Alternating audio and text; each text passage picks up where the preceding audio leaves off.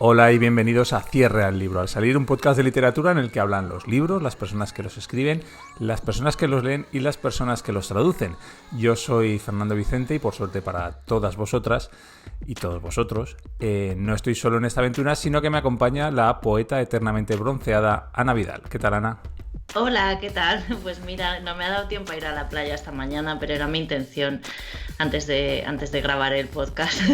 Hoy te he de decir que igual que hemos tenido un mes de octubre y un mes de noviembre aquí en la península, bueno, en la parte de la península en la que vivo yo muy caluroso, hoy ya hace frío, hay sol, hace buen día, o sea, no hay nubes, pero hace bastante frío. Y de hecho casi preferiría que fuera al revés, que lloviera mucho, o sea, que no hubiera sol y hiciera frío a que haga sol, porque lo que aquí nos hace falta ahora mismo es agua, ¿eh? Ya, nos hace falta agua a todos. Aquí la verdad es que está muy bien, está como para ir a la playa. Pero yo también preferiría que estuviera lloviendo, aunque se agradece un día de playa en noviembre. Ayer me pasaste un vídeo de una presentación de un libro de Carlos Castán y él hablaba de los sábados de lluvia en los cuales te da por poner música y mirar libros de fotos antiguas. Y es verdad, los sábados de lluvia son para eso, ¿verdad? Sí, a mí también me gusta tejer.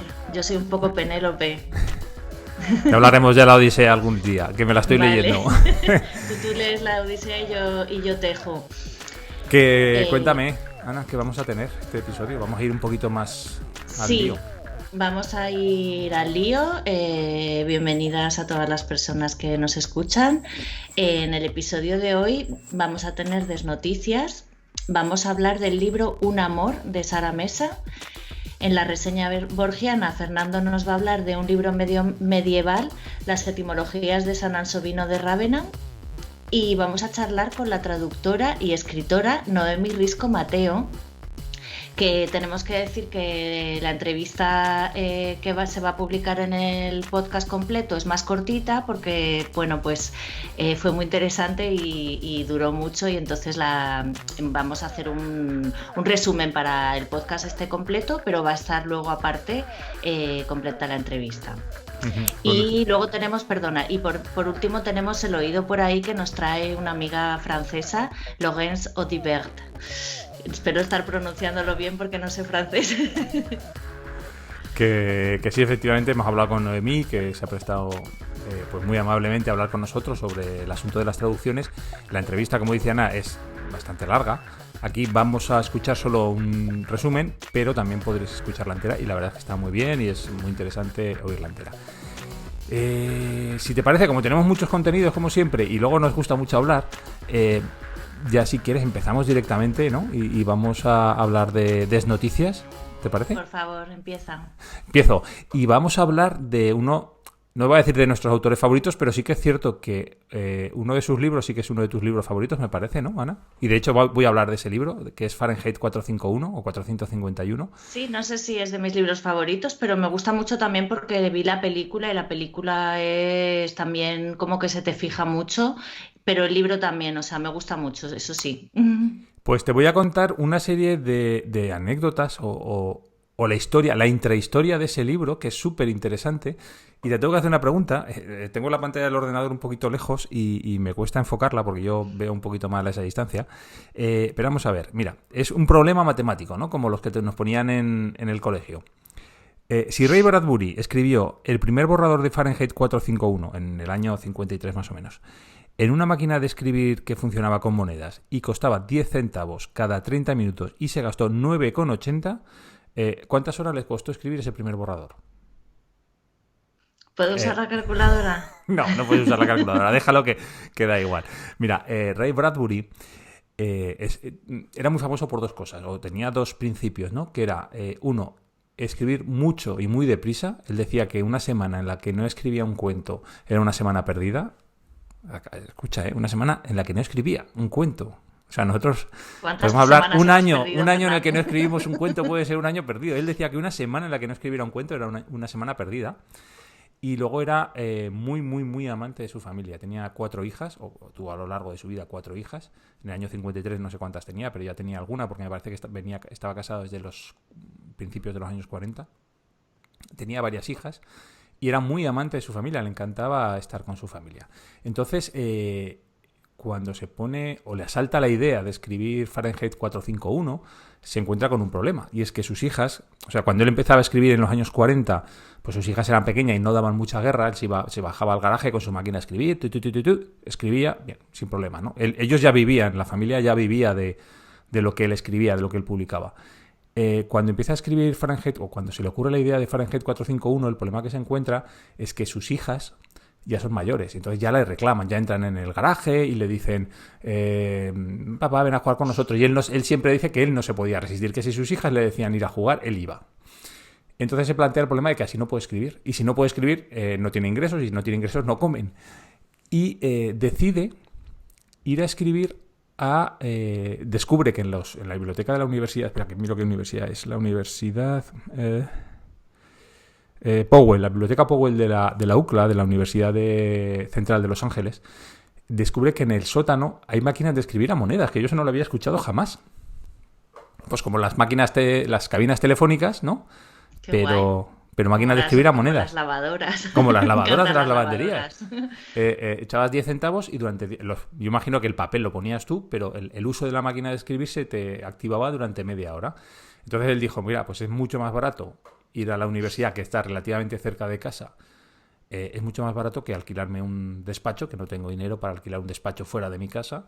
Me voy a la universidad, bajo al sótano, escribo lo que quiera, cuando acabo me voy a casa con mis folios y ya está. De esta manera no tengo que cargar con la máquina de escribir de un lado para otro y tampoco me tengo que gastar el dinero en alquilar un local o un despacho o algo así, ¿no? Entonces, a eso se dedicó. Él se dedicó a escribir el primer borrador, no la obra entera, porque luego la obra entera sí que cuando presentó ese primer borrador a la editorial le pidieron que añadiera cosas, que la hiciera más larga para poder publicarla como novela, pero el primer borrador lo escribió ahí y 10 centavos cada media hora y se gastó $9,80, más o menos son 49 horas escribiendo en máquinas de escribir de monedas. Madre mía, un día perdido, un par de días perdidos. Pues sí, lo que nosotros son 2 días perdidos, él escribió casi una novela. Hombre, no lo escribió en 2 días seguro, porque 49 horas supone... Pero vamos, que tardó poco. No, tardó. A ver, para ser un primer borrador extenso, o sea, porque no era un resumen, no era una sinopsis, era un borrador de novela, 49 horas, a mí me parece una barbaridad. O sea, si dedica 2 horas a escribir al día, en menos de un mes se ha fundido una novela. O sea, y seguro que escribía más de 2 horas, que no dudo mucho que solo escribiera 2 horas al día. Ya. ¿Vale? Que escribiría mucho más, con lo cual a lo mejor en 2 semanas o en semana y media tenía acabada la novela, ¿eh? ¿Sabes que hay unas agendas que venden que son el reto Bradbury? Que ¿Ah, yo sí? creo que tú eso alguna vez me lo has enviado, lo de escribir un cuento a la semana. Sí, bueno, él lo Sí, decía. sí, pues hay un y entonces cada semana te ponen un reto para escribir a partir de un juego, escribir un cuento. Y que tus 50, porque decía, ¿no? Que si escribes un cuento a la semana es imposible escribir 52 cuentos malos al año, o sea que alguno Claro. se va a salvar. Ujú. Y en el fondo es verdad, ¿eh? Muchas Mm, veces la gente que escribe mucho siempre tiene muchas cosas. Eso, mira, yo lo recuerdo mucho con la fotografía. Antes de que existieran las cámaras digitales, cuando eran cámaras analógicas, claro, el que tenía mayor capacidad económica, que podía tirar más carretes, porque al fin y al cabo costaba pasta, lo de hacer sí, fotos y revelar. y revelar.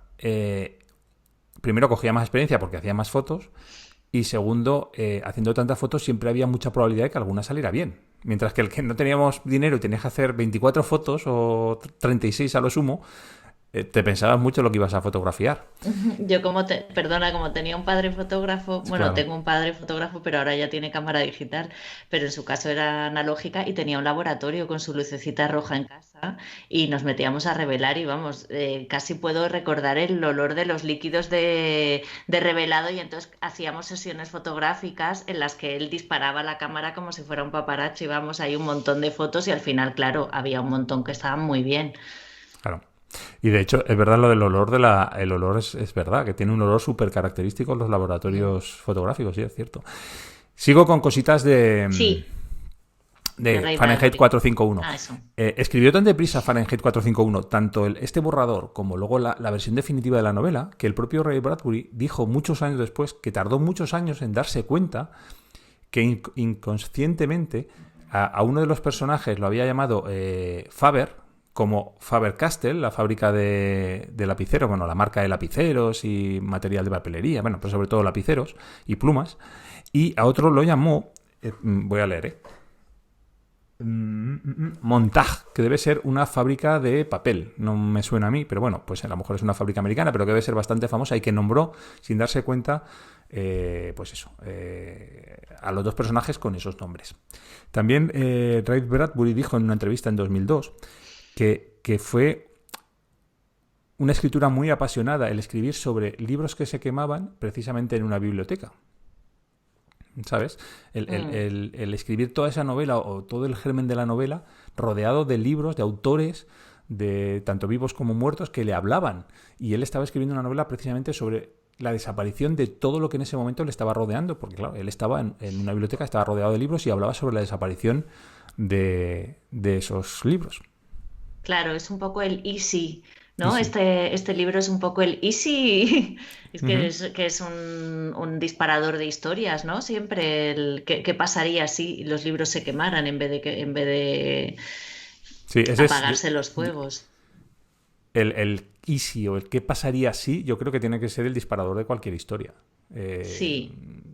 Porque a partir de ahí puedes escribir muchísimo. Es muy difícil escribir, si no te planteas esa pregunta, es imposible escribir una historia. Sí, especialmente de ficción. Y creo que todavía te queda Me quedan dos cosillas par de cosas, ¿no? Dos cosillas. La primera, curiosamente, él estaba escribiendo en una biblioteca de una universidad. Fue incapaz en los fondos bibliográficos de esa biblioteca encontrar ninguna referencia a qué temperatura arde el papel. Todos sabéis que la novela se llama Fahrenheit 451 porque es la temperatura en grados Fahrenheit a la que el papel arde. Bueno, pues él buscó en la biblioteca, porque él sabía que quería titular a la novela así, era Fahrenheit algo, que no sabía qué número era, y estuvo buscando en los libros de la biblioteca, no encontró ninguna referencia, fue al departamento de química de la Universidad Central de Los Ángeles, no supieron darle una respuesta exacta. Y lo que hizo fue pues irse a una estación de bomberos, ¿no? A un parque de bomberos americano de su pueblo, de allí de Los Ángeles, y hacer pruebas. Entonces debieron poner papel y quemarlo y con algún tipo de termómetro medir a qué temperatura el papel empezaba a arder. Y así descubrió el título de su novela. Tú imagínate que a lo mejor se confundieron. Hicieron las pruebas mal. Y estamos titulando mal esta novela. Vamos a pensar que no, y estoy pensando si incluso el hecho de haber ido al cuartel de bomberos a hacer esta prueba hizo que los que quemaran los libros fueran los bomberos, ¿no? Sí, que a lo mejor no ser. Tenía pensado cómo hacerlo y de repente al quemar libros con los bomberos pensó que imagen más potente, ¿no? Sí, que sean ellos los que queman los libros y en vez de apagar los fuegos, no lo sé, me encantaría tener a Bradbury para preguntarle. Y ya por último, Ray Bradbury escribe la novela, la publica, es un éxito porque fue un éxito desde el principio, y entonces en un alarde, no sé si de originalidad, de sentido del humor, lo que decidió es sacar una edición especial con unos muy pocos cientos de copias, no sé si son 100 o 200 copias, que iba en una caja de amianto, que ya sabes que el amianto, aunque es muy tóxico y ahora no se puede utilizar, es un material ignífugo. Entonces él hizo una edición muy limitada de copias de ese libro que iban con portada y dentro de una caja de amianto para evitar que se pudieran quemar, o sea, para que su propio libro no cumpliera el destino de los libros que preveía dentro de su novela. Esto dentro del merchandising de Sí. Fahrenheit 451, que ya vemos que esto, ¿en qué año fue publicado? ¿Lo sabes? Pues lo tendría que mirar. Lo que pasa es que yo a esta distancia del ordenador, pero igual lo miras tú mejor Lo que miro yo. yo un Sí, momento, míralo. sí.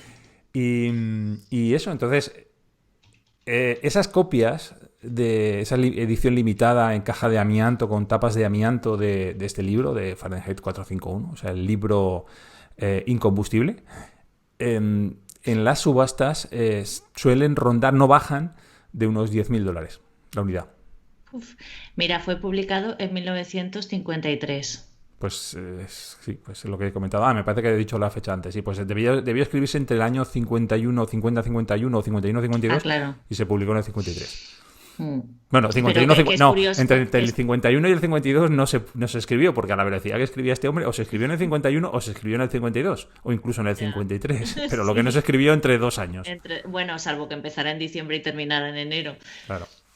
que es curioso eso, lo del merchandising en los años 50 también, pero claro, eran unos años en los que no había tantas distracciones como ahora, a lo Ujú, mejor hasta se leía más. seguro. Bueno, voy a cambiar un poco de tema, pero no A ver. demasiado, porque ya que estamos en, bueno, también es un poco los libros en Fahrenheit 451 estaban todos censurados. Yo voy a hablar de la primera biblioteca de libros censurados del mundo que se ha inaugurado en Suecia. Ah, cómo mola. Sí, la nueva biblioteca que se llama, no sé si lo voy a pronunciar bien, Dawit Isaak, está especializada en libros censurados a lo largo del mundo y el nombre es en homenaje al periodista y autor David Isaac, que está detenido sin juicio en Eritrea desde el año 2001 por publicar críticas al régimen. Él nació en el país, en Eritrea, es un país africano. Sí, un país africano. Joder, es que a mí me suena como a tan antiguo que no sé, no sabía ni que existía. Qué mal. Eritrea suena a enfermedad de la piel. Bueno, pues él tiene la ciudadanía sueca y en 2003 fue galardonado con el Premio de Libertad de Expresión otorgado por Reporteros Sin Fronteras en Suecia. Y mira, ahora tiene una biblioteca en su honor, aunque yo creo que preferiría a lo mejor no tener la biblioteca y no estar detenido. En las estanterías de las bibliotecas hay copias de obras que están o han sido censuradas o quemadas en diferentes países. Yo espero que no sé, por algo poético tengan Fahrenheit 451 entre sus estantes. ¿Quieres que, Escritas. ¿quieres que se lo preguntemos? ¿Se le escribimos un correo? Ay, sí, por favor, vamos a mandarles un correo y preguntarles si tienen Fahrenheit, porque yo qué sé, es un símbolo, ¿no? De la Sí. censura de los libros, independientemente de que no sé si en algún país ha sido censurado. Bueno, pues hay copias de obras que están o han sido censuradas o quemadas, escritas por autores que han sido encarcelados, censurados o exiliados. También hay música, obras de teatro y mucha literatura sobre la libertad de expresión, la censura y la democracia.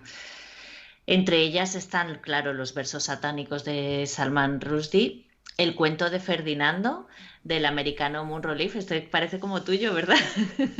Igual hablaba de mí y me han censurado y no lo sé. Fíjate que fue prohibido por el régimen de Franco en España por ser propaganda pacifista. Ahí Flipa. va. Pero es que hay que tener en cuenta que estamos viviendo una época de paz muy larga Sí. en comparación con el resto de la historia de la humanidad. Y en la Alemania de Adolf Hitler, todas las copias de la obra fueron quemadas del cuento este de Ferdinando. También las aventuras de Harry Potter, de la autora británica J.K. Rowling, han sido censuradas. Se prohibieron los libros en algunos estados de los Estados Unidos y en las escuelas privadas de los Emiratos Árabes Unidos con el pretexto de promover una apología de la brujería. Es que Vamos a me ver. fascinan estas O cosas, sea, de verdad. Y el ocultismo. a mí lo que me sorprende es, o sea, me sorprende, no, quiero decir, si en algunos estados de Estados Unidos censuran o buscan impedir la publicación de Harry Potter, pues ¿cómo no van a impedir la publicación de los libros de Charles Darwin? Si, vamos, Fíjate si en Harry Estados Potter Unidos, no en te la Iglesia de gusta, la Cienciología. claro. Pues sí, algunas escuelas de Inglaterra, Canadá y Nueva Zelanda también han intentado prohibir estos libros. Y bueno, en cada libro de la biblioteca hay información sobre por qué el libro fue censurado, cuándo y dónde. Con el fin de ampliar la colección inicial de 1.600 obras, la biblioteca David Isaac busca indicios de obras, autores, músicos y artistas en general que han sido prohibidos o que han causado controversia en diferentes regiones del mundo. Y se les pueden enviar las sugerencias por correo. No sé si enviarle un microrrelato que me censuraron una vez. Ah, ¿te han censurado un microrelato? Sí, ¿En sí, porque dónde? hablaba, era una época convulsa políticamente, si es que hay alguna que no lo sea. Y en mi microrelato yo me imaginaba que unos terroristas entraban en un congreso, en el Congreso de los Diputados y ponía una bomba, pero en el pasado. O sea, era un terrorista que viajaba al pasado y en el momento en el que habían tomado una decisión que luego había sido una mala decisión, pues ponían una bomba y acababan con el problema. Y se publicó en un periódico local, por internet. Ujú. Y cuando se publicó, a ver, era totalmente ficcional, o sea, es que ni siquiera se puede viajar al pasado, ni creo que si yo consigo provocar con un micro relato que alguien vaya al Congreso de los Diputados a matar a alguien, ¿sabes? Es como, de verdad, o sea, es que me parece imposible, ¿no? Pero empezó a haber comentarios bastante chungos de gente diciendo que eso era apología del asesinato y cosas así, y entonces me escribieron del periódico que lo sentían un montón, que ellos pues creían en la libertad de expresión y todo eso, pero que no querían lo que se estaba armando por ese micro relato y que mandase otros. Y la verdad es que es una pena, pero no volví a enviar ninguno, pero me quedé con el buen sabor de boca de que te censuren algo, de que podría estar ahora en la biblioteca David Isaac. Sí, sí. Pero vamos, que el micro relato no valía nada, ¿eh? Pero muchas veces estas obras censuradas como tales, como obra literaria, tampoco valen mucho, ¿eh? Y, No. y las hacen famosas precisamente los que tratan de acallarlas. Sí, claro, por eso. Bueno, ya te digo que este fue uno de los que escribí para, creo que lo escribí para la primavera de microrelatos indignados, esto que se hacía con Sí, Miguel Torija, Rosana Alonso y ujú. bueno, pues allá hemos terminado con esto. Fernando, ¿nos contamos un libro? Venga, va. Este mes nos vamos a contar, tú y yo, mutuamente, el uno al otro, hemos leído un libro que es de este año, que es una publicación bastante reciente de una autora que se llama Sara Mesa y el libro se titula Un amor. Te voy a contar un poquito, ya, a ti ya a Lo nuestros... voy a enseñar, que lo tengo Ah, aquí muy bien. conmigo. Yo es que lo tengo en libro electrónico, no lo puedo enseñar. Sara Mesa nació en Madrid en el año 76, pero se trasladó muy pronto con su familia a Sevilla y de hecho creo que sigue residiendo allí. Estudió periodismo, filología hispánica y sobre todo al principio es que empezó a escribir poesía. De hecho ganó algún premio, lo que ocurre que enseguida la poesía la abandonó y pasó a la narrativa. Su obra narrativa empezó como casi todos los escritores con libros de cuentos y después pasó a las novelas. Entre sus obras están La sobriedad, los libros de cuentos La sobriedad del Galápago del año 2008, No es fácil ser verde del 2009, Mala letra del 2016. Este libro tuvo un cierto éxito. Y luego de novelas tuvo El trepanador de cerebros, o ha escrito El trepanador de cerebros del año 2010, Un incendio invisible del 2011, 4x4 del 2013, esta la he leído yo, que fue premio Herral de novela. Cicatriz del año 2015, que también fue considerada por muchos periódicos y librerías como la mejor novela del año. Cara de pan de 2018, que esta la ha leído Ana. Y en en 2019 publicó Silencio Administrativo, que no es una ficción, no sé cómo decirlo, un periodismo Ensayo, ficcionado. ficción o algo así. Sí, Ah. una cosa así. Es sobre los problemas con la administración a las que se enfrenta una madre sin recursos o con pocos recursos. Y en 2020 ha publicado la novela de la que vamos a hablar hoy, que se titula Un amor. ¿Y de qué va? Un amor, Ana. Pues la historia de un amor ocurre en La Escapa, un pequeño núcleo rural donde Nat, una joven e inexperta traductora, acaba de mudarse. Su casero le regala un perro como gesto de bienvenida, pero no tardará en mostrar su verdadera cara y los conflictos en torno a la casa alquilada, que es una construcción pobre, llena de grietas y goteras, se van a convertir en una verdadera obsesión para ella. El resto de los habitantes de la zona, la chica de la tienda, Peter el hippie, la vieja y demente Roberta, Andreas el alemán, la familia de ciudad que pasa allí los fines de semana, acogerán a Nat con aparente normalidad, mientras de fondo laten la incomprensión y la extrañeza mutuas. Esa es la sinopsis sin hacer ningún Sin hacer spoiler. spoiler. Es la sinopsis. En este caso, para evitar spoilers, precisamente hemos Es cogido la que está en el libro, la sinopsis sí. oficial del libro. Y es curioso en la sinopsis porque los personajes que nombra, yo creo que son prácticamente todos los personajes que salen en el libro. O sea, es un ambiente muy cerrado el de esa novela, ¿no? Sí, es un pueblito, se ve que es como una aldea,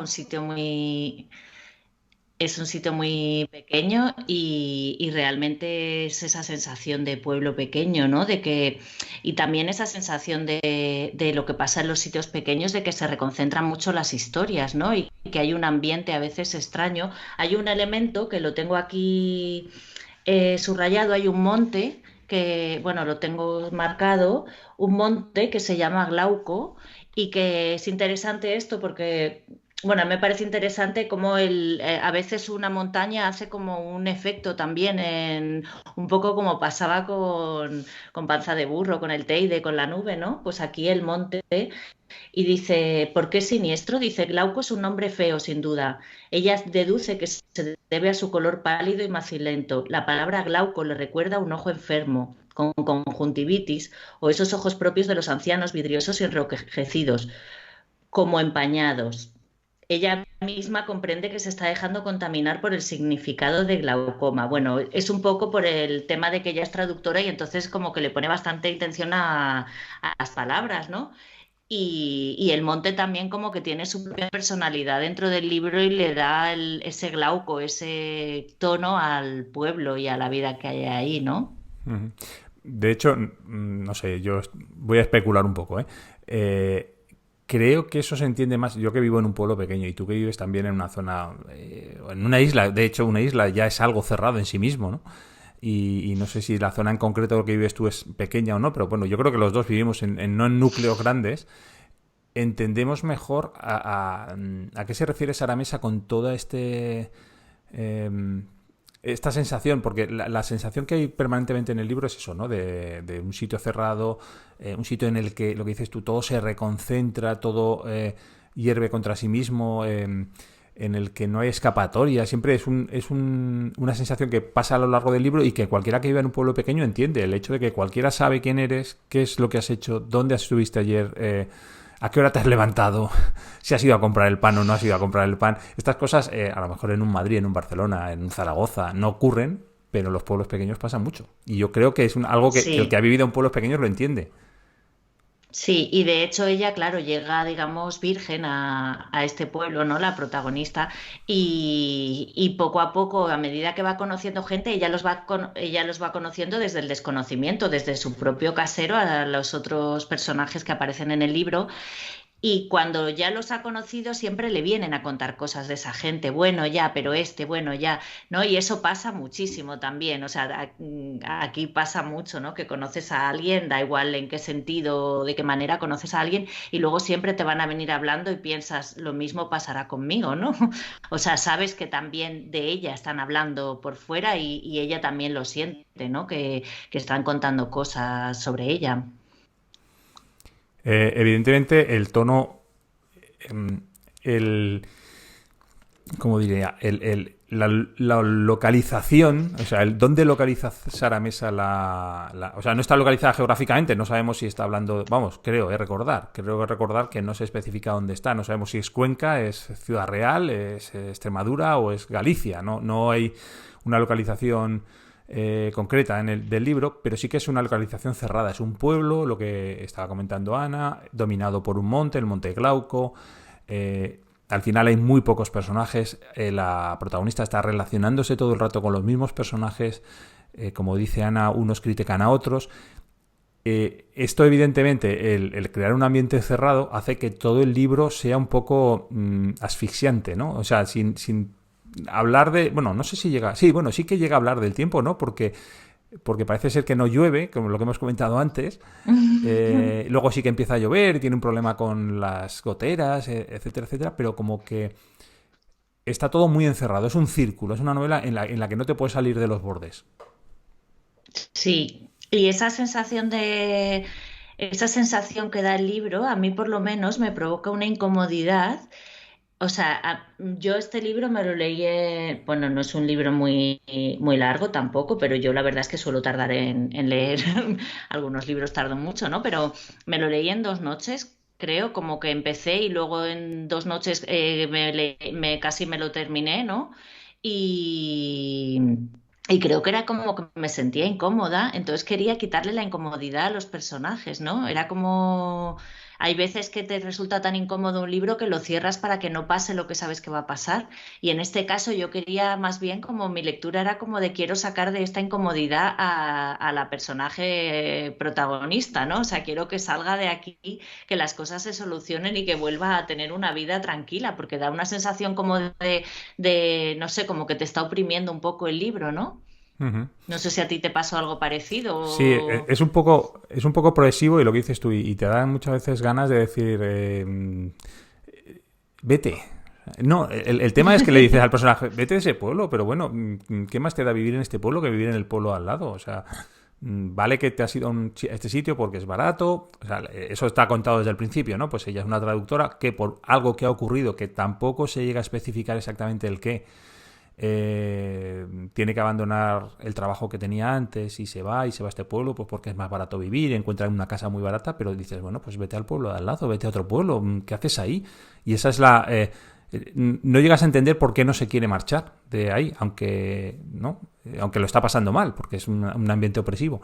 A mí hay un momento en la novela que cuenta una historia o que ocurre una cosa que no vamos a desvelar porque es como un momento muy clave, eh, que me resultó muy llamativo porque es, a ver cómo lo digo sin desvelar demasiado. Difícil, Es ¿eh? difícil, porque digamos que es un poquito... es una situación en la que ella toma una decisión que es muy criticable. Muy criticable al personaje. La autora como tal, claro, tiene que defender a sus personajes, pero el personaje en sí, la decisión que toma en ese momento clave de la novela, eh, uf, casi lo que a mí casi me chocó, y me acuerdo que te lo comenté, es que en Twitter, en las redes sociales y tal, no hubieran puesto a caer de un burro a Sara Mesa por hacer que su personaje hiciera lo que hace en ese momento. Sí, es curioso eso. Y creo que Sara Mesa es una autora muy consagrada a la que no se critica, pero creo que si esto lo hubiera escrito a lo mejor Sí. otra autora o una autora novel o No, algo así, te a lo voy a decir mejor más. sería más Esto lo escribe Andrea clickbait. Abreu O Cristina Morales. o Cristina Morales y le hubieran dado bofetadas por todos sitios. Sí, Seguro. pero fíjate, eso dice mucho del tema de cuando una autora se considera consagrada por quien define el Ujú. canon literario, ¿no? Que se puede. Entonces hay autoras a las que se les permite unas cosas y otras no. A cuento de todo esto, te voy a leer una cosa que justo estaba subrayando de otro libro que me he leído de una mujer de Annie Ernaux que dice. En una época y en una ciudad pequeña donde lo esencial de la vida social consistía en saber lo más posible sobre la gente, donde se ejercía una vigilancia constante y natural sobre la conducta de las mujeres, no había otra alternativa que verse atrapada entre el deseo de aprovechar cuando eres joven y la obsesión de que te señalen con el dedo. Esto tiene que ver un poco con el pueblo pequeño y cómo se observa a las personas y, bueno, las mujeres en esto también lo podríamos ver, ¿no? Y también el tema del canon de literario, en si puedes decir determinadas cosas o no puedes, si puedes escribir determinadas cosas o no puedes escribirlas.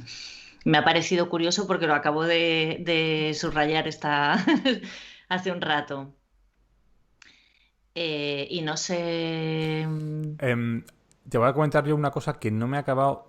No, no es que no me haya- Yo creo que está poco explotada en la novela.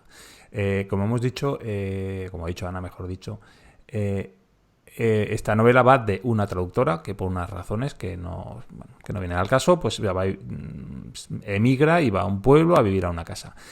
Aunque en algunos momentos de la novela hablan de sus problemas con las traducciones, la verdad es que yo creo que es un elemento desaprovechado.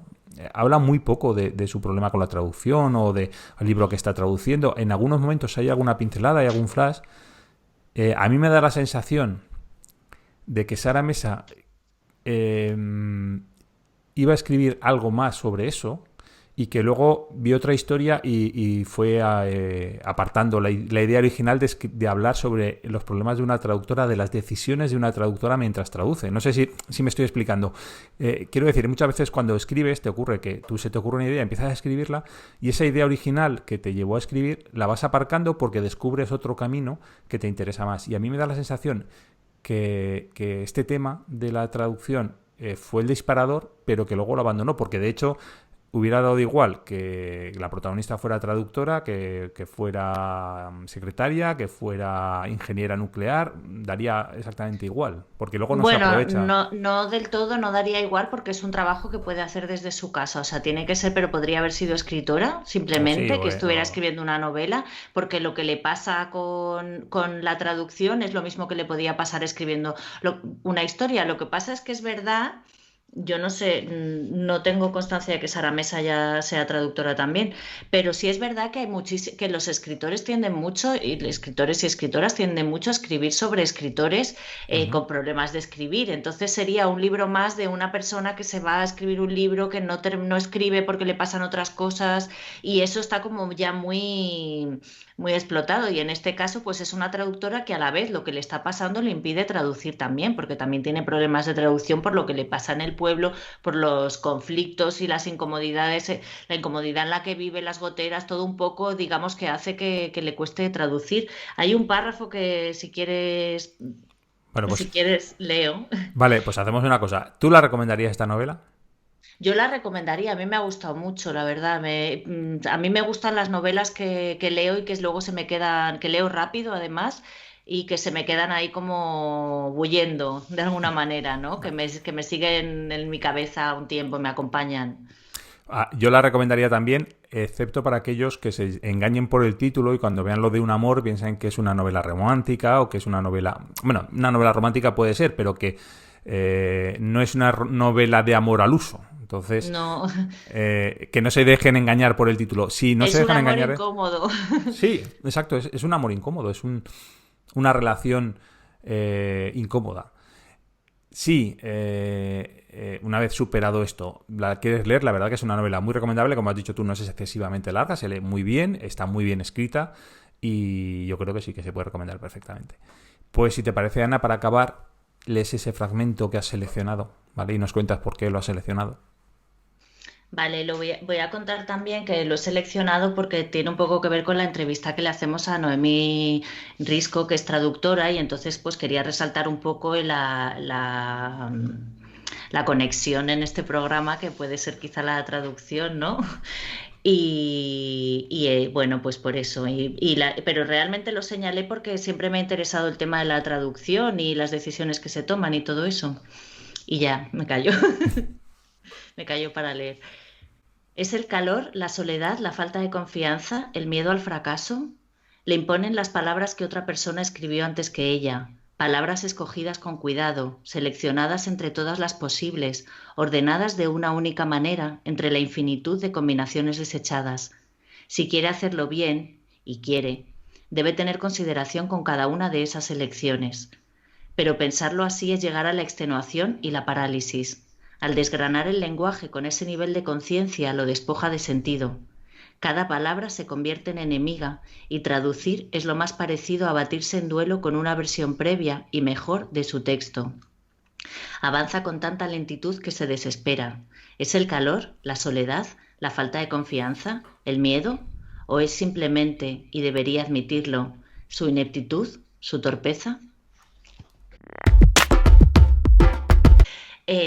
Fernando, ¿y tienes una reseña borgiana para mí por ahí? Sí, mira, te voy a contar algo sobre un libro que no he leído, como suelen ser estas reseñas borgianas, porque siempre estamos buscando libros raros, diferentes.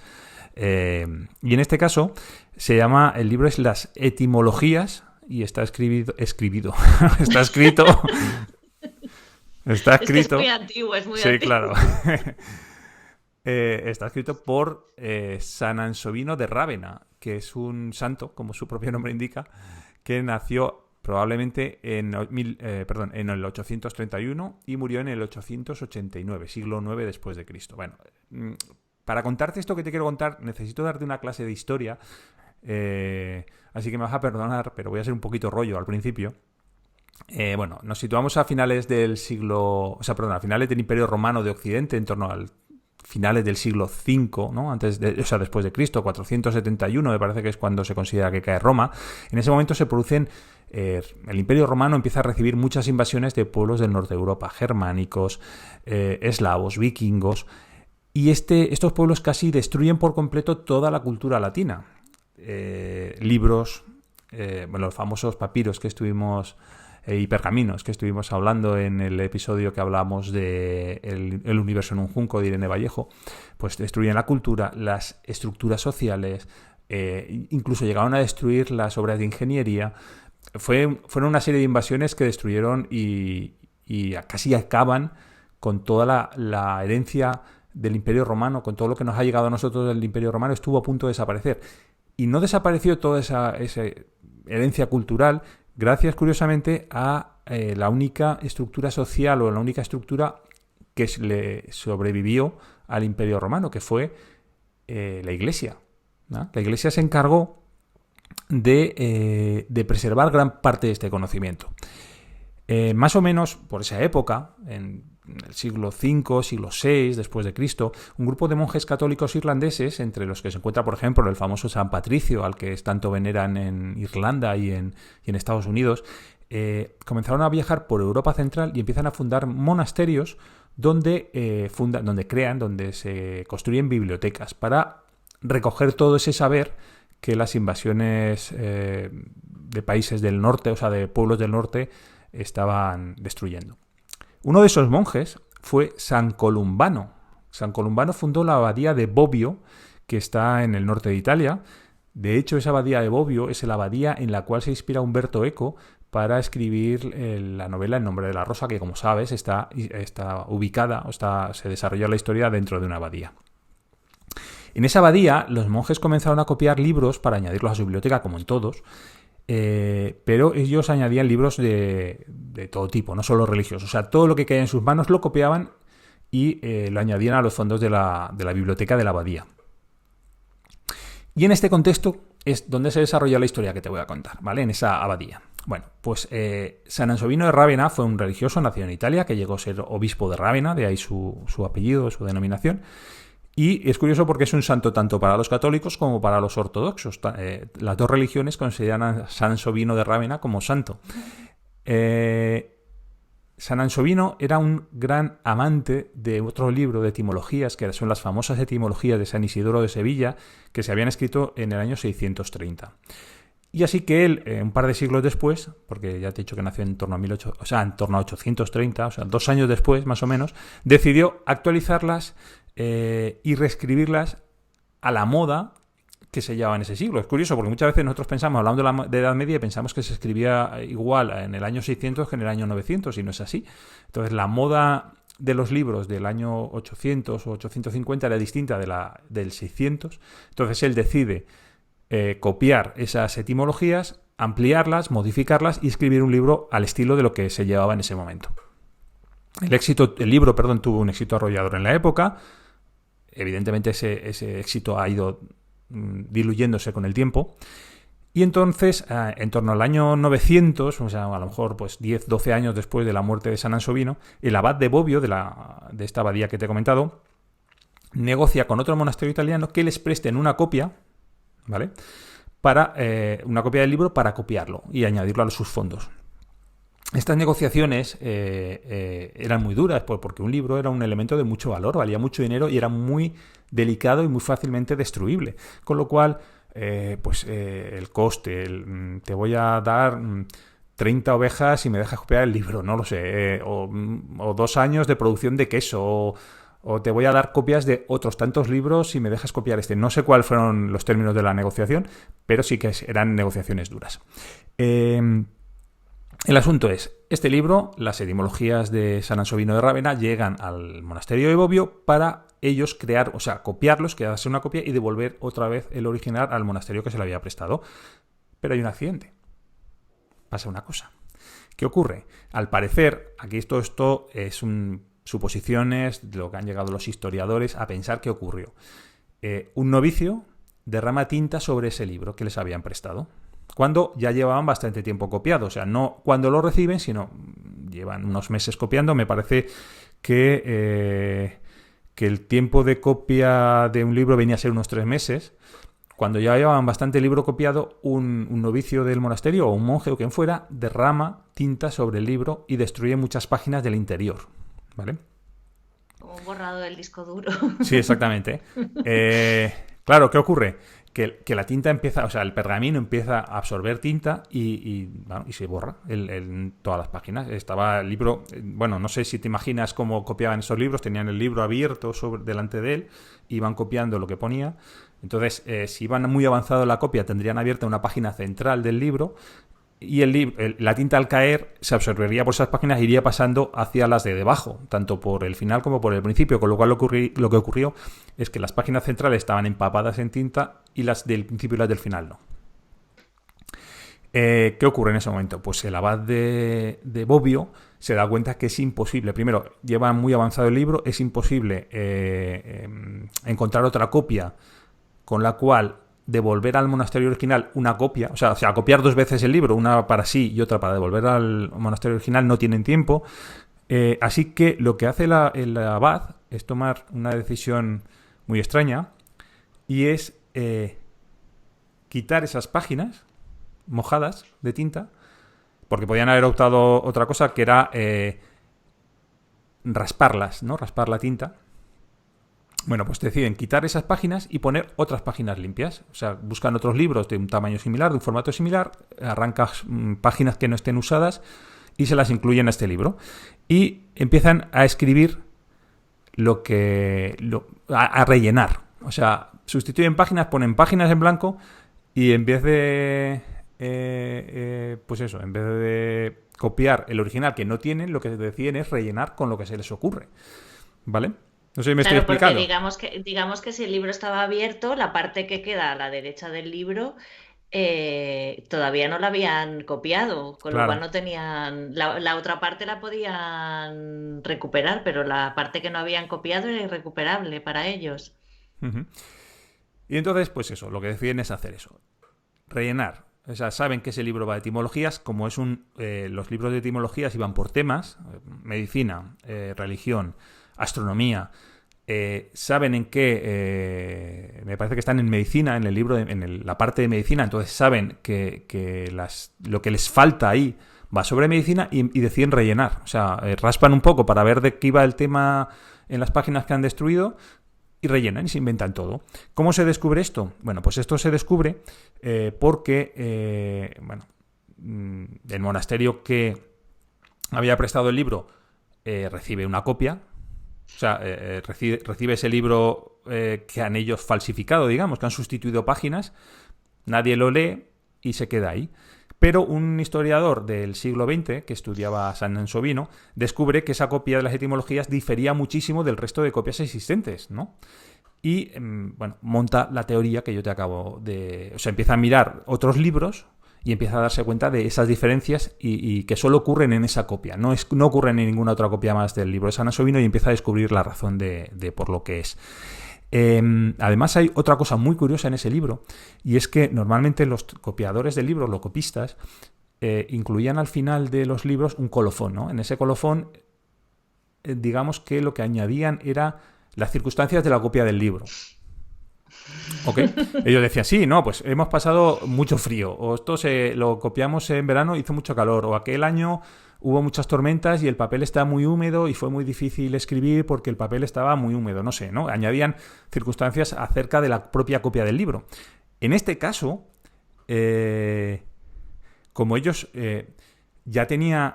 este libro ya tenía el colofón hecho, porque claro, ellos lo que estaban haciendo era meter páginas en medio, pero no se resistieron a poner su propio colofón, aunque en vez de al final del libro, que por eso siempre decimos esto es el colofón a algo, en vez de al final del libro, que es lo que se solía hacer, como ellos estaban sustituyendo las páginas centrales, colaron ese colofón en las páginas centrales, ¿no? Y entonces, en esas páginas centrales, lo que hicieron fue una ofrenda al diablo, porque se dice algo así como que le ofrecen al diablo todas las erratas cometidas que ellos... A ver, si me explico. Ellos lo que le dicen al diablo es que han descubierto que tienen erratas, que no las van a corregir y que se las ofrecen al diablo como ofrenda para evitar que haya erratas que ellos no hayan descubierto. Me estoy explicando fatal, pero lo que te quiero decir es que básicamente ellos decían, bueno, sabemos que hay erratas, no las vamos a corregir, es nuestro pago al diablo para evitar que el diablo nos cuele otras erratas que no hayamos detectado. Eso es lo que te quería decir.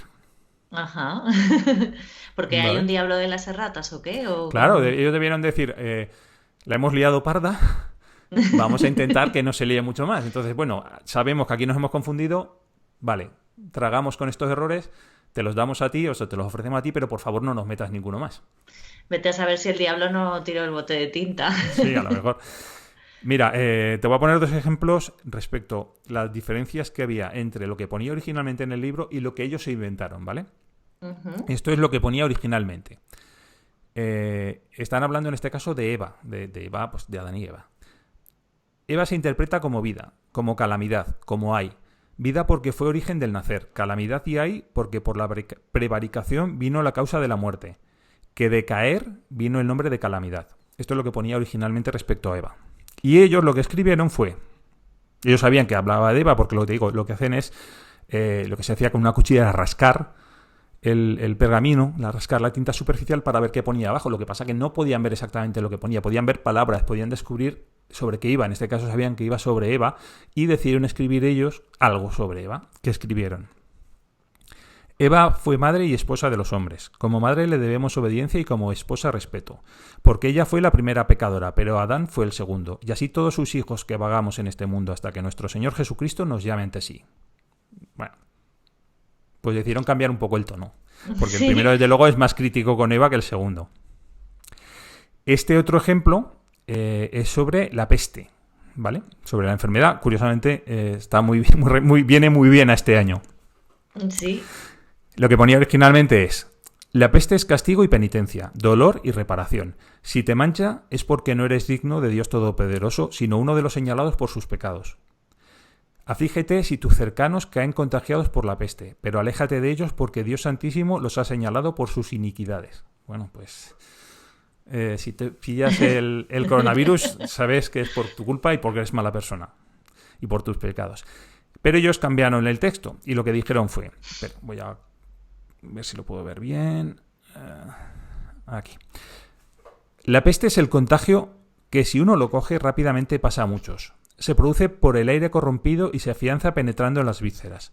Y se llama pestilencia casi como pastulencia, porque como en el incendio, los cuerpos son pasto de la enfermedad. Igualmente el contagio es cotangencia. El contagio es cotangencia, porque a quien quiera que toque le mancha. Mira, pues aquí acertaron. Con lo de la pestilencia del aire y lo de la cotangencia.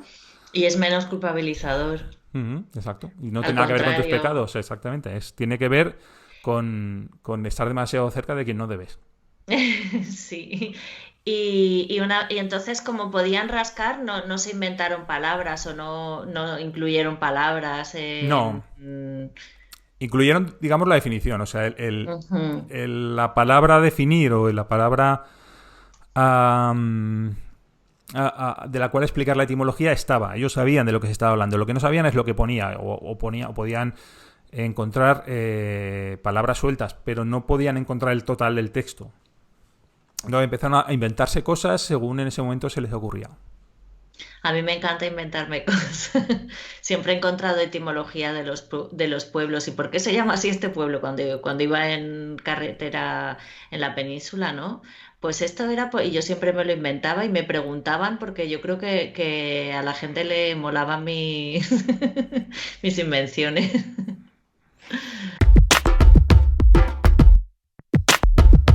Estamos con Noemí Risco Mateo, como hemos dicho que íbamos a entrevistar. Una cosa que llevamos mucho tiempo queriendo hacer, que es entrevistar a un traductor o a una traductora, y hemos conseguido, pues eso, que Noemí nos preste unos minutitos de su tiempo para hablar de todo lo que conlleva el tema de la traducción. Mira, Noemí es traductora de inglés y alemán, está especializada en literatura infantil y juvenil, es además escritora, aparte de traductora, vive en un entorno de naturaleza, es muy amante de la naturaleza y además de la escritura y de la literatura le gusta también mucho el cine y la serie de televisión o la televisión en general. Bueno, más la serie de televisión, ¿no, Noemí? Sí, series. La televisión ahora mismo no me gusta demasiado. Sí, la verdad es que ahora, cuando hablamos de televisión, la verdad es que nos referimos solamente a las series, prácticamente. Ha traducido, entre otros libros, por orden de más cercanía en el tiempo, La luz de las profundidades, de Francis Hardinge, la serie de novelas de Assassin's Creed, Rodrigo Bandido y Chiquillo su escudero, un libro inédito de Michael Ende. Bueno, y aquí ya empezamos con los nombres alemanes, me vas a tener que corregir la pronunciación. El Noctario de Anna von Slorstein, de Angela Sommer-Bodenburg, Superman de Mar de la Peña, Catwoman de Sarah J. Maas, Los Solchis en el País de los Dinosaurios de Edgar Biel. Y además de escribir, además de traducir y además de ver cine y series, tiene un podcast que se llama Viaje Alternativo, que lo podéis encontrar en iVoox. Y bueno, que lo enlazaremos por aquí abajo. Y tiene también... un videocast, por si no fuera poco, con otras dos amigas suyas, dos compañeras traductoras, que se llama El Poder de Tres y que en el que hablan sobre todo de brujas en el cine y en la televisión. Pero en el cine, la literatura y la televisión. No nos ponemos ahí a echar las cartas ni nada de eso. Y además de todo esto, por si fuera poco, también pues participa con entidades culturales, con librerías, con la Biblioteca de Calatayud, por ejemplo, haciendo un club de lectura en inglés. En fin, que tiene una vida bastante completa y ajetreada. ¿Y cómo es el proceso de una traducción? ¿Es algo lineal? ¿Te lees primero el libro y luego empiezas? ¿Lo haces de manera separada? Eso también, dependiendo del traductor a quien se lo preguntéis, os va a contestar de una forma u otra. En mi caso, yo no leo el libro antes de empezar a traducir. Hay compañeros que sí que lo hacen, que para ellos es imprescindible, pero normalmente, pues los plazos que me dan son bastante justos y esto no me lo puedo permitir, leer el libro antes. Entonces, no solamente por eso, sino también porque me gusta tener como, no sé cómo decirlo, como esa intriga o esa emoción que no sé de qué va la historia. O sea, sí que sé de qué va, pero no conozco toda la historia. Entonces, hay momentos en la traducción que se pone súper interesante y trabajo mucho más rápido. Estoy ahí a toda máquina escribiendo, ¿no? Y no sé, le da como un poco más de emoción al trabajo. Entre los libros que has traducido hay uno que es Dentro del laberinto, que creo que es la transposición al libro de la película Dentro del laberinto. También has traducido alguno de los de la serie, ¿no?, del Corredor del laberinto, ¿vale? Es un laberinto, o sea, la traducción es como un laberinto en el que entras y sales. No sé, porque parece que te gustan mucho los laberintos. Sí, bueno, los libros estos me llegaron sin que las editoriales supieran que a mí me gustaban los laberintos. El laberinto siempre ha estado muy unido a mí porque además, no sé si lo habéis visto en mi página web, estoy en un laberinto, hay una foto mía leyendo un libro que es mi libro de La historia interminable, donde también sale un laberinto, por cierto. Uh-huh. Y bueno, me llegó, el primer laberinto que traduje fue ese, Dentro del laberinto, la película con David Bowie y Jennifer Connelly. Y sí, bueno, un poco la traducción yo creo que sí podría decirse que es como un laberinto, ¿no? Porque vas buscando soluciones, todo el rato te vas encontrando con pasillos cerrados, que no sabes muy bien cómo salir de ahí y tienes que encontrar la salida.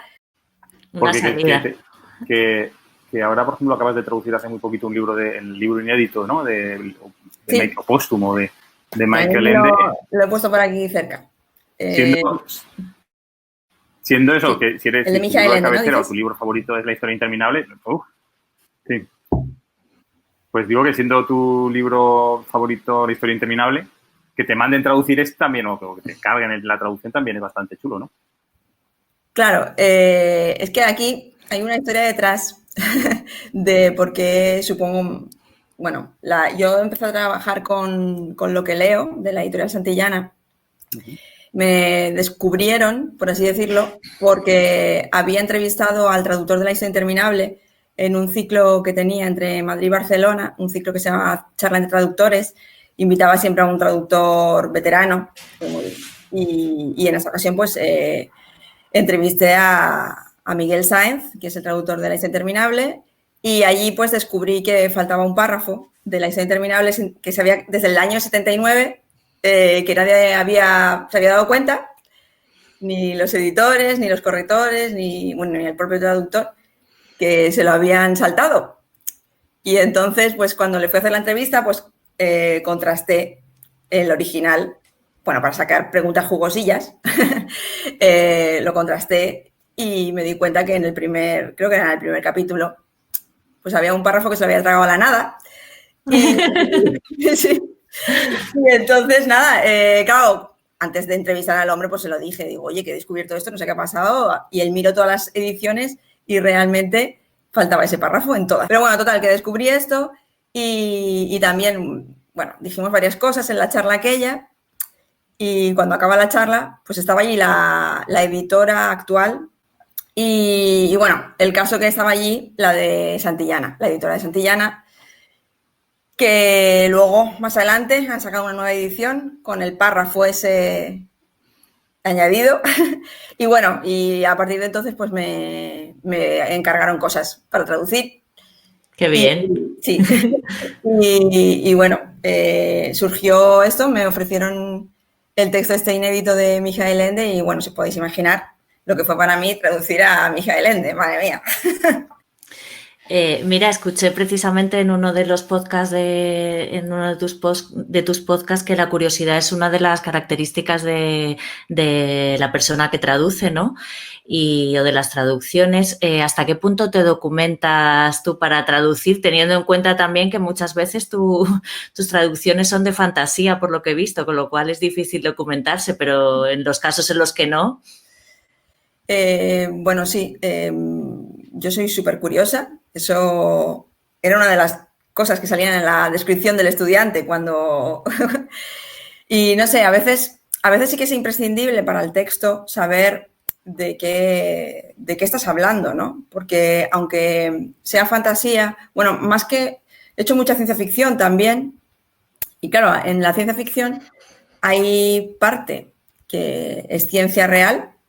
Y si está hablando de ciencia real, pues tienes que saber los equivalentes en español tal cual se dice, ¿no? No te vas a inventar un nuevo término.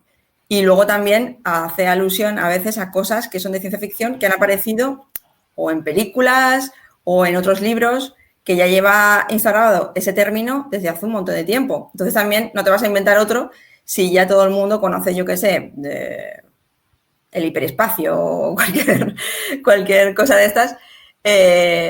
Tienes que mantenerlo, ¿no? Entonces, pues buscamos en textos paralelos, a veces, en textos que hablen más o menos de las mismas cosas para saber si no lo encuentras en un diccionario, porque a veces pues no aparecen diccionarios, o si no, pues vamos a una persona especializada en ese campo, o si no, pues si podemos consultar con el escritor en el caso de los mundos inventados, porque claro, los mundos inventados por esa persona solamente están en la cabeza de esa persona. No podemos ir a buscar otras cosas, ¿no? Cuando estábamos preparando, uno de los temas que normalmente tratamos, Ana y yo, cuando hablamos de las traducciones, una cosa que te voy a preguntar ahora, es hasta qué punto debe aparecer el traductor en el libro que traduce, ¿vale? Hasta qué punto el traductor tiene que estar presente. Y no sé por qué, hablando de este tema, me surgió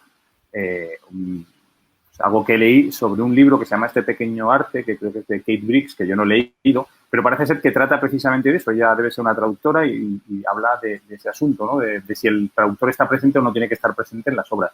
De hecho, en España yo lo que he visto es que es bastante poco habitual, salvo en casos muy concretos, que el traductor aparezca en la portada del libro. Hay casos, pero no suele ser lo más habitual. ¿Tú eres de las que piensan que tú estás coescribiendo el libro, con lo cual debes aparecer y si se tiene que notar al traductor, o de las que crees que tienes que ser un cristal transparente?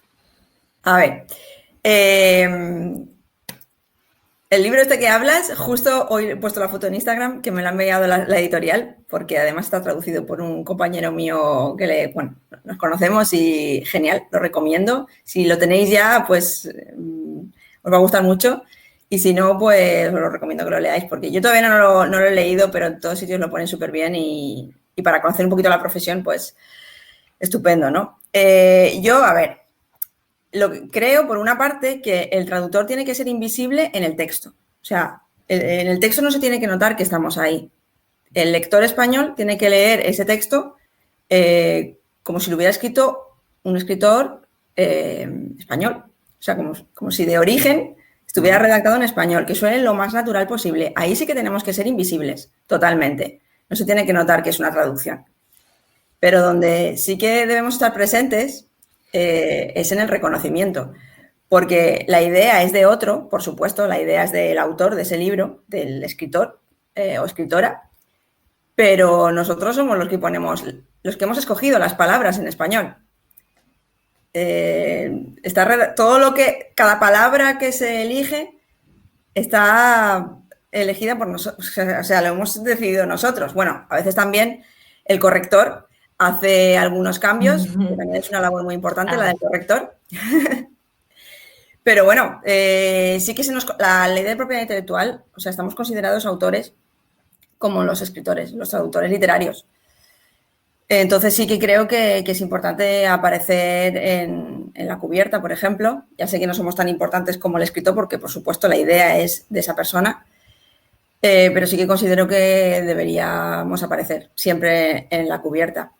A veces, ahora cada vez hay más editoriales que nos dan ese reconocimiento y nos están poniendo, antes nada, antes no aparecíamos en ninguna parte. Por ejemplo, estoy ahí, chiquitito, pero estoy. Nocturna siempre pone a los traductores en la portada y en el último que comentabas, el último que ha salido a la venta, el de Frances Hardinge, también, aquí abajo, también estoy ahí. Así que bueno. Si es posible, antes has hablado un poco de esto, pero bueno, si es posible, ¿te gusta tener contacto con la persona que ha escrito el libro, con el autor o autora del libro para plantearle dudas o tener más información para tu traducción? Sí, yo creo que el escenario ideal es tener contacto con el editor, que eso siempre lo tengo, porque es quien me da el libro. Con el escritor estaría muy bien, porque, por ejemplo, este de Frances Hardinge, pues había cosas que es que tenía que preguntarle sí o sí. No pude ponerme en contacto directamente con ella, tuvo que ser a través de la editorial, pero es que necesitaba hacer unas preguntas para que saliera, bueno, con la idea que yo podría resolverlo de una manera que yo quisiera, pero como es un mundo inventado y yo no estoy dentro de su cabeza, pues quería saber exactamente qué estaba pensando ella cuando usó esas palabras porque salen muchos términos inventados. Es uno de los libros más difíciles que he traducido. Si no tienes toda la información, es difícil luego. Esto pasa también cuando son series, por ejemplo, pues eso, en El Corredor del Laberinto, que yo la he traducido entera yo, ¿no? Pero me encontré, por ejemplo, en el segundo libro, en Las pruebas, aparecía una cosa que yo no sabía lo que era. Era un término que no habían explicado qué era, simplemente lo mencionaban y se ve que luego, más adelante, en la tercera parte, pues sí que lo desarrollaban un poco más. Pero claro, yo no tenía más libros, estaba todavía en la segunda. Entonces le pregunté a la editora a ver si ella ya se había leído el tercero, porque también estar en contacto con el escritor del Corredor del Laberinto también es un poco difícil. Todos los que son muy famosos, pues hay varias barreras ahí en medio y no son tan accesibles, ¿no? Vamos a ver, hay un libro del que hemos hablado mucho en este podcast, en el nuestro, que es Panza de burro, que es un libro de Andrea Abreu, que es una escritora canaria, y que es un libro que está teniendo bastante difusión y ¿cuántas ediciones lleva ya, Ana? No me acuerdo, un montón. Creo que 10 ediciones, ha vendido 10.000 ejemplares. Bueno, que vendió bastante en España para lo que y se sacó antes del verano. Una novela de una autora debutante y bastante joven, por lo demás. Y es una novela que está escrita en habla local, ¿vale? Ni siquiera es canario, por así decirlo, ¿no? Concretamente es de una zona muy concreta. De Icoz del Alto, sí.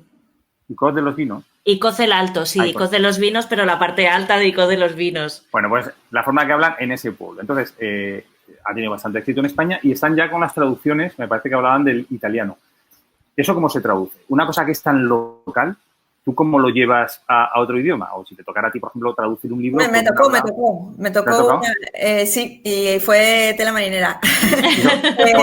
Lo que me tocó es El castillo de Gripsholm, que es un clásico alemán de Kurt Tucholsky. Y claro, aquí lo que salía era un personaje que hablaba un dialecto que, bueno, en alemán está el alto alemán y el bajo alemán. El alto alemán sería el que hablan en prácticamente toda Alemania. Entonces, el bajo alemán, que se habla en el norte, justo al revés. Sí. Esto no era bajo alemán. Esto era un dialecto dentro de ese... O sea, una cosa súper extraña que solo hablaban 4 viejos en el norte. Y claro, yo es que no tenía ni idea, porque además está mezclado bajo alemán con sueco, un poco de danés. Yo en su momento estudié noruego, pero a ver, estaba más cercano al sueco, las cosas estas, y había cosas que se podían descifrar, pero claro, no costaba muchísimo saber qué era esto, ¿no?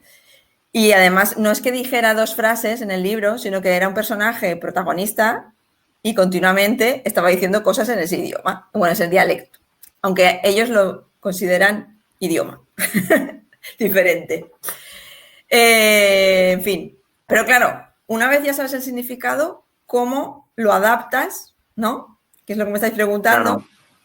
Vale, pues entonces yo lo consulté con la editorial porque si estamos en Alemania, claro, yo le dije, ¿queréis que lo adapte a un, yo qué sé, como si fuera de Asturias, por ejemplo, ya que es del norte, al bable? Sí, era la opción que te digo. ¿Cómo iba a hablar bable o fabla aragonesa? ¿Cómo iba a hacer esto una persona de Alemania, del norte de Alemania? No tiene sentido ninguno. Entonces lo que me dijeron es ponerlo en cursiva. Hicimos una nota del traductor, donde dijimos, de la traductora, donde dijimos que esto, pues todo lo que aparecía en cursiva era que estaban hablando en ese dialecto, explicamos el Mischung, que se llama, explicamos lo que era y de dónde se hablaba esto y todo, lo explicamos muy bien, pero claro, no lo adaptamos. Mira, la siguiente pregunta tiene un poco que ver con lo que ya estábamos hablando, pero bueno, ahonda un poquito más y es que la toma de decisiones, o sea, me parece muy interesante la toma de decisiones que tiene el proceso de traducción. Y bueno, para saber de qué manera te afecta, si tienes algún método para tomar decisiones y si te sueles quedar contenta con el resultado o a veces te siguen bulliendo las decisiones que has tomado. Es un poco esto, esta decisión de no traducir del alemán a pasar al bable, pero en general seguro que hay muchísimas más decisiones que... Bueno, tienes... es que hay un momento que es que, aunque le estés dando muchas vueltas, porque a veces hay palabras que cuando no tengo muy claro en ese momento, porque es difícil decidirte, pues lo dejo para el final. Para la revisión final me la pongo, yo qué sé, me la marco de alguna forma y digo, ya pensaré en eso después. Cuando te quedas muy encallada, ¿no? Hay veces que, claro, el tiempo corre y no puedes estarte ahí días pensando en una palabra y sin avanzar. Entonces, pues, hay momentos en los que no sale, lo dejo para más adelante, pero llega un momento que, claro, ya no puedes esperar más y tienes que tomar una decisión y así se queda. Luego es verdad que luego viene la corrección, también puedes hablar con el editor y tal, pero al fin y al cabo tú eres quien toma la decisión y tienes que estar segura de que es eso. ¿En qué medida te sientes influida por los cambios sociales que se producen? Quiero decir, el traducir Mark Twain, cualquier libro, Mark Twain, o que sea la palabra niga, que a lo mejor hace 30 años se hubiera traducido por negro directamente. Y eso, bueno, yo creo que en España tampoco hay tanto problema con ese tema, ¿no? Pero bueno, en los cambios sociales que ahora está muy mal visto, ya se empieza a cambiar la forma de enfocar esas traducciones. ¿Eso te afecta? ¿El editor te dice, oye, no se te ocurra decir esto o ponerlo de esta manera? No. Precisamente, mira, esto hablaré en una entrada que haga en mi blog cuando hable de los cuentos de Navidad estos del siglo XIX, porque me pasó esto. Además, justo era cuando todo el revuelo de lo que el viento se llevó y... Madre mía. Me parece... No sé qué opinaréis vosotros, pero a mí eso me parece una salvajada. Yo creo que las traducciones tienen que reflejar el texto, tal cual es el texto. No podemos modificar textos, adaptar textos, si en ese están reflejando cómo era esa época. Estados Unidos era así, en esa época. No podemos decir que decían... Afroamericano. Afroamericano, porque no decían afroamericano, decían negro. Si estamos en el pasado, en el siglo XIX mismo, o finales del XVIII, no podemos decir negrata, porque negrata es mucho más actual.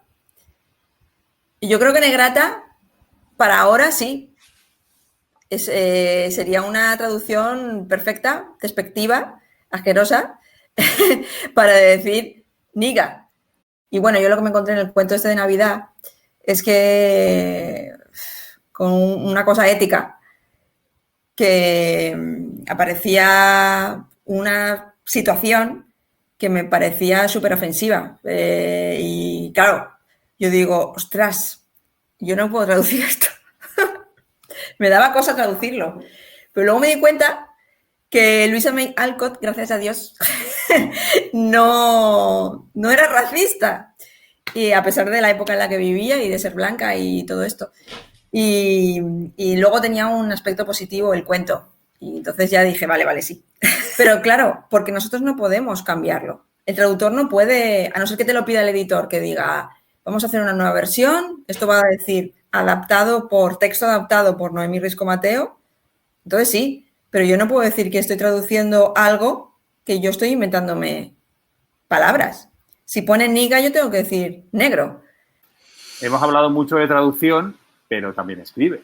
Y parece ser que estás escribiendo una novela, ¿no? Sí. Bueno, ya la he terminado. Ah, bueno, pues mira. Está ya en el registro y todo. O sea, ya está revisada, 1000 veces revisada. Ya he terminado de revisarla, por fin. Y nada, y ahora pues a ver qué pasa. No, de momento no puedo decir nada más, pero vamos a ver. Y además a la gente de Calatayud, espero que le guste, porque está contextualizada en esta zona, en la comarca de Calatayud, entre Barcelona, porque está basada en mi experiencia del cambio de irme de la gran ciudad, del centro, a un pueblecito de aquí de la comarca de Calatayud. Y bueno, pasan cosas. Es ficción, ¿eh? Está basado en experiencias mías, pero no es autobiográfico 100%. No, ¿es autoficción o algo así o no? Sí, yo digo que es novela en clave, porque hay cosas, hay un porcentaje muy alto de cosas que realmente me pasaron, pero luego también he metido otras que bueno, me gustaría que la gente juegue a adivinar. Pues nada, Noemí, ha sido un placer enorme hablar contigo, que nos hayas aclarado tantas cosas sobre la traducción, que nos hayas contado tantas anécdotas. Hay anécdotas de las que has contado que nos gustan especialmente porque son muy de nuestro podcast, como por la ejemplo, del párrafo de el párrafo Michael. perdido. Son de esas cosas que nos gusta contar siempre y nada más, que muchísimas gracias, de verdad. Gracias a vosotros por valorar la profesión de traductor, que eso, poquito a poco. De la traductora, por favor. Traductora.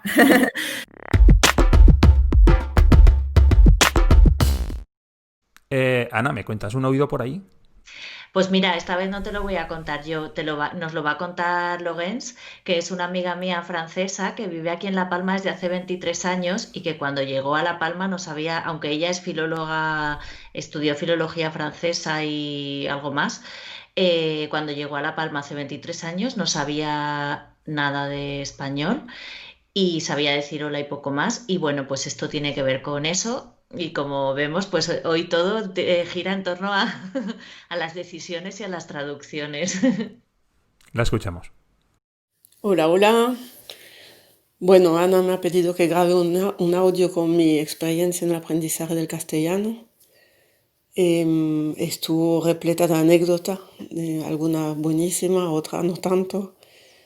Y cuando me preguntan, yo siempre explico que el aprendizaje realmente está hecho de varias etapas. La primera siendo cuando puedes hacer 2 o 3 frases, pero no entiende absolutamente nada de lo que te dice la gente. Al final habla solo y mal. Y la segunda, la que me costó más a mí, es cuando ya puedes hablar todo lo que tú quieras, en un nivel básico, entiende lo que te dice la gente, pero de ahí no sale. Es decir, va a una fiesta o una reunión con amigos y no te puede expresar bien en temas que salen un poco del día a día, ¿no? Y lo que está más que comprobado es que lo primero que aprende uno en un idioma nuevo son los tacos. Y por algún motivo el que se me pasó por alto, que realmente un taco no es una expresión, es echar un polvo. Pues yo en mi lógica semántica, echar era botar, tirar, como la basura. Y el polvo, pues era el polvo, el que está en los muebles, el que todos conocemos. Entonces fui juntando y echar un polvo para mí era limpiar la casa. Y desde que fuimos a una fiesta y cuando nos íbamos a ir, todo el mundo, no se vaya, muy temprano, no sé qué, no sé cuánto. Y yo ahí la largué, digo, no, es que nos vamos porque tenemos que echar un polvo. Y ahí todo el mundo se descojonó, fue, no sé qué. Y yo para rematar, Mi padre que venía al día siguiente, dije, no, es que claro, mi padre viene mañana, si no lo echamos ya, mañana ya tarde. Y esto ya fue explosión de risa. Y yo miraba a mi novio desesperada, en plan, ayúdame, ¿qué he dicho y tal? Y él, no, no te preocupes, vamos a casa a echar un polvo. Y eso fue una de las tantas anécdotas. Bueno, pues hasta aquí el episodio de hoy de Cierra el libro al salir. Ha sido un episodio muy encerrado en sí mismo, siempre hablando sobre traducciones, sobre decisiones de traducción, sobre traductores, ¿verdad? Pues sí, la verdad, ya ves que tenemos un hilo de Ariadna del que tiramos y van saliendo cositas así relacionadas unas con otras. Pero bueno, ha estado muy bien. Me gustaría agradecer a todas las personas que han llegado hasta aquí, las personas que nos ven, que nos escuchan, que por cualquiera de las plataformas en las que estamos, que ya sabéis que estamos en cualquier plataforma yo no me acuerdo nunca, pero vamos en Facebook, Twitter, Instagram. Luego también nos puede escuchar en Spotify, en Google Podcast, en Apple Podcast, en iVoox, en Anchor, en la que os ocurra nos encontraréis.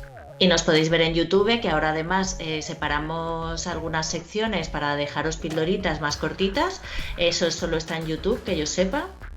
Sí, eso solo lo ponemos en YouTube. Y también damos las gracias a Elvira Barrio cuando nos hace traducciones, que lleva unos meses que no, pero volverá. A Charles Matuszewski por la sintonía, a Elmar Geisler por cuando nos ayudó al principio, por su logo, y muchas gracias, Fernando, por este ratito de lo que más nos gusta.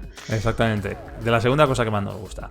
No voy a decir nada más.